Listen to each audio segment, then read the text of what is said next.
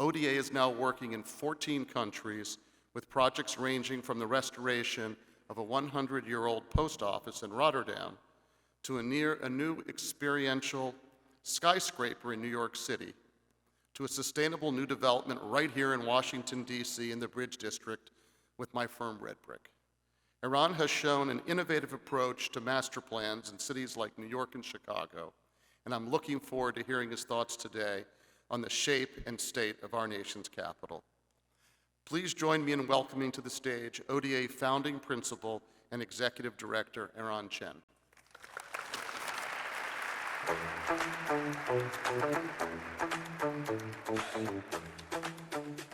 Thank you, Luis, for the warm introduction. Thank you, Keith, for inviting me. And a big thanks to Mayor Bowser for everything you do for downtown. Thank you. It's a pleasure being here today and share my thoughts with such an incredible group of people. As Luis mentioned, I am a New York City architect, and this is not a traditional setting for an architectural talk.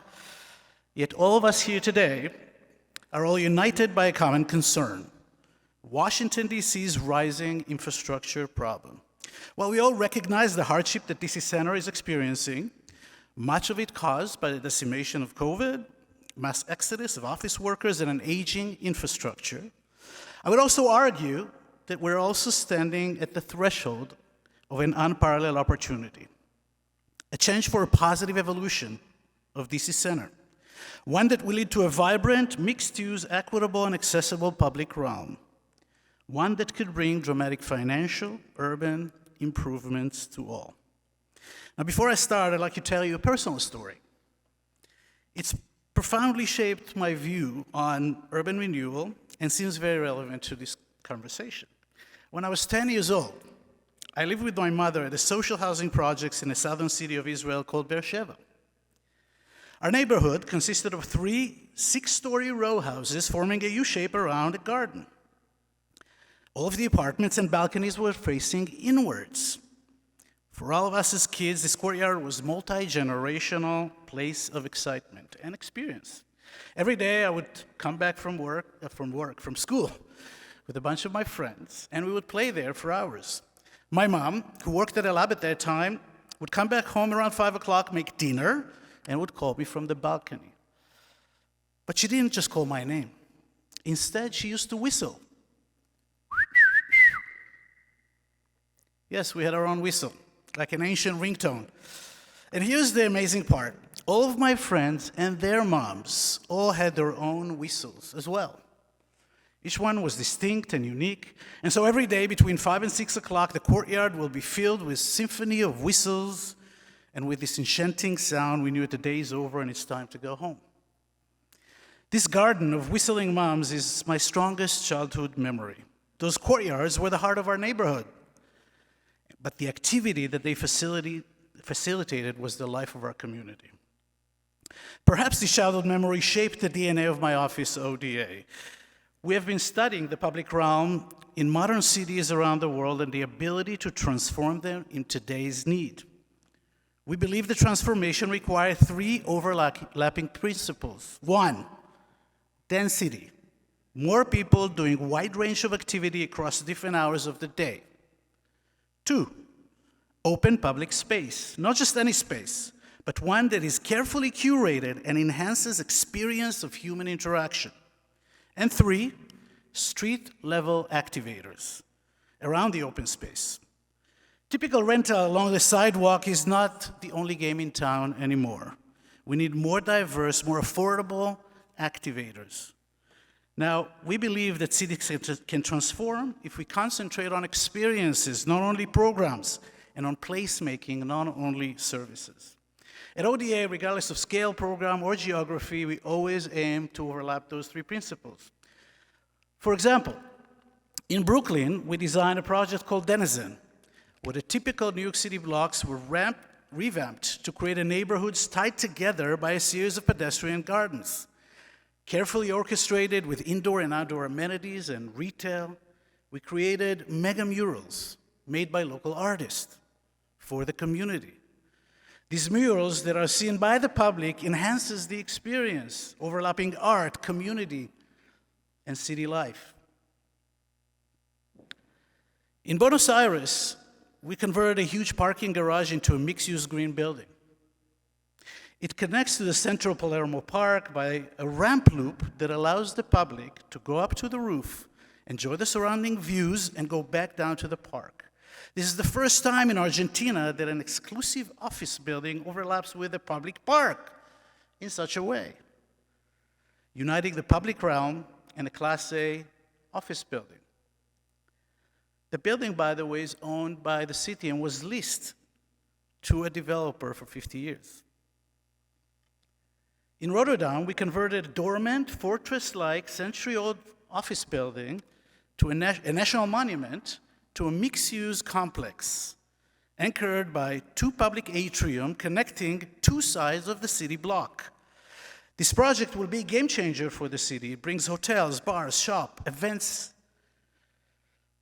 workforce, as well as residential tower into the city center. This act of opening the hidden inside of the building as a common space creates a sense of surprise, enhance the urban experience, and bring life into the city center. And here in DC, we designed West Half, an urban amphitheater across the National Ballpark, uniting the life in the street and the life in the building. And now with Hoffman, at the Wharf, we designed a Pendry Hotel and residence, where we set back the building from the property line to create an open plaza, extending the otherwise linear activity. And finally, in the Bridge District with Red Brick, we're designing the largest timber building in DC, a structure that will save between 20 to 30% in carbon footprint. We created huge openings in the buildings to unite the street life with the communal courtyards. When finished, this building would be the largest multifamily building in the world to pursue zero carbon certification. Amazing for DC.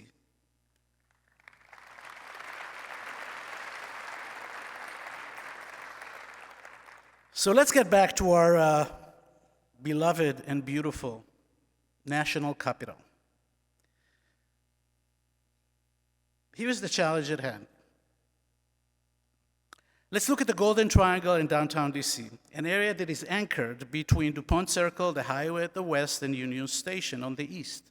Now, allow me to share some facts visually.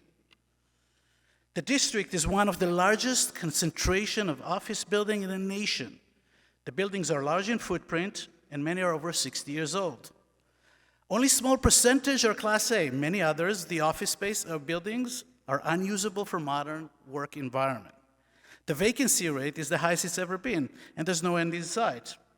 This level poses a huge risk, as we heard, in the city financial stability, causing a loss of billions of dollars in the next years in property taxes. The urban activators, like the National Mall, the Museum District, Georgetown, George Washington University, they're great, but they're not enough for the size of this district. We need more. And retail, where existing, is deep, inefficient, and declining. Most of it was built to service the commuting professionals with very little draw to anybody else. Now, prior to coronavirus, as was said before, thousands of DC area workers commuted daily to work. This density has served to inject livelihood at the street level and dramatically declined. The boundary heart of DC is at risk. And here's the question.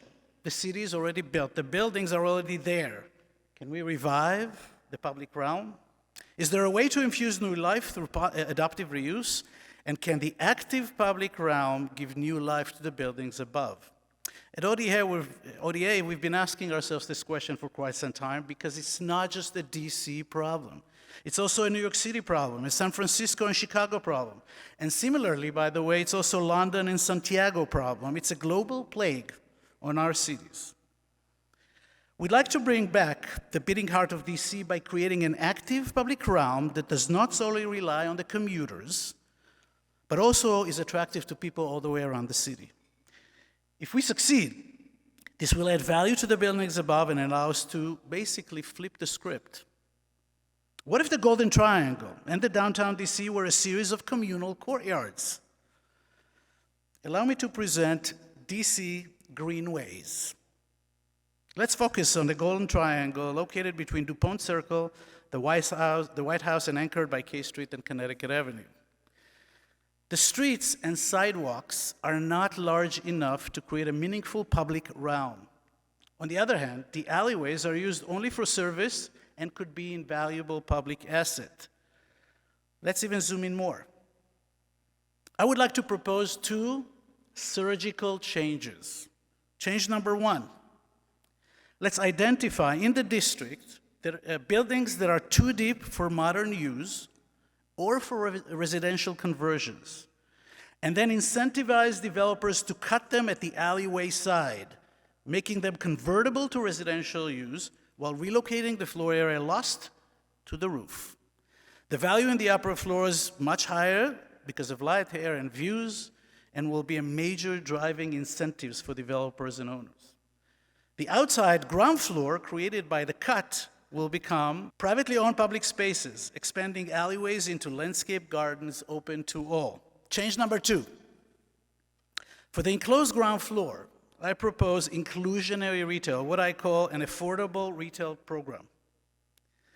Managed by an independent body, owners and developers can exchange the underused ground retail space for area at the top. This underused ground floor will then be rented at a nominal regulated cost to major activators around the city in need for space, including classrooms, performance centers, artist studios, sports facilities, and large gathering spaces. Now, I'm quite aware of DC building's height limitation, and therefore I call for a surgical treatment. Only the contributing building will get the height, not the entire zoning district. The roof addition will be set back enough so it's not visible from the street, maintaining a traditional height perception of DC. The result of these 2 principles would eventually create a series of interconnected, active, creative, and walkable courtyards that draw in the community on a daily growing basis. Let's look at an example. Let's say George Washington University in Georgetown can use both teaching spaces as well as event spaces at the street closer to their campus, and they do. Museums like the Smithsonian, National Gallery, and the Hirshhorn would enjoy artist studios, community program, and open exhibition space, which they need. The new civic program along the extended open space will create transparency and enhance pedestrian activity. The flow of people at the civic anchors will create a chain reaction, attract new type of businesses, free market, and under the inclusionary program, inside a courtyard and on the streets. The heart of the Golden Triangle will become a living destination with increased motivations to convert more building to residential. The new local population will demand a new type of family-related retail. Now, the hidden courtyard and the alleyways will become the backbone of these new communities, making the area a more attractive place to live.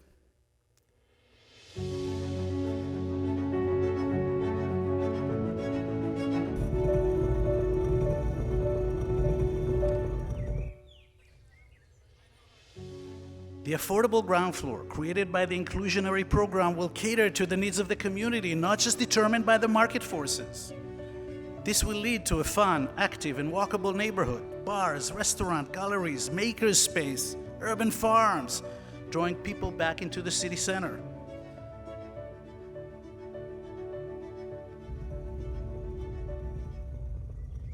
The new local population will demand services, family needs like playground, childcare, groceries, doctor's office to support the growing residential communities. And here's the best part. More and more people would want to come back to the office. With such a fun and active neighborhood, commuters will enjoy a few days a week in the office.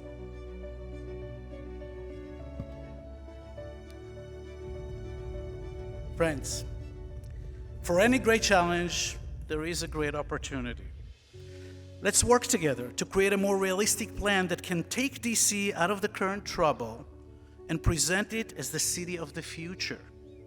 Let's call up together our city agencies, federal agencies, the bids, to envision a more realistic plan that will result in an energetic change.